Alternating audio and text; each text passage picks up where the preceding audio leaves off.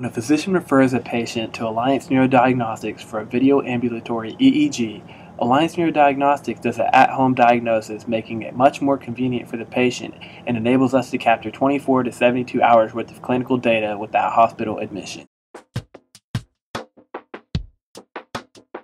When our technician arrives at the patient's home, before the setup, our trained, licensed, and credentialed tech will educate the patient on the EEG process and answer any questions the patient may have.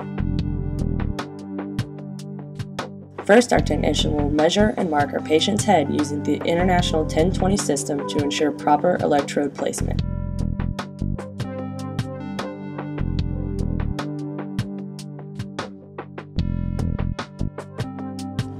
Each electrode is labeled with a letter and number. Letters refer to the area of brain underlying the electrode. Even numbers donate the right side of the head and odd numbers the left side of the head. 21 electrodes will be placed on the patient's head using a conductive paste and special glue, and 3 EKG leads placed on the patient's chest.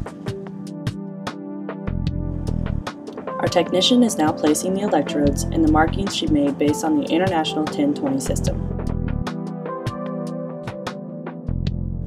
The electrodes will be connected to a miniaturized head-mounted amplifier, which collects electrical signals produced by the brain. Once the electrodes have been attached, the patient's head is wrapped in gauze to hold the electrodes, wires, and amplifier in position. The test will also be video recorded by 3 cameras set up in the patient's home. Video images matched with electrical signals from the brain are very informative to the neurologist when epilepsy is suspected. After the 24 to 72 hour test is complete, our technician will arrive at the patient's home to remove all equipment attached to the patient's head. The patient's test will be interpreted by our neurologist, who will determine the treatment that is best for the patient. He will then send the results to the primary care physician, who will discuss them with the patient.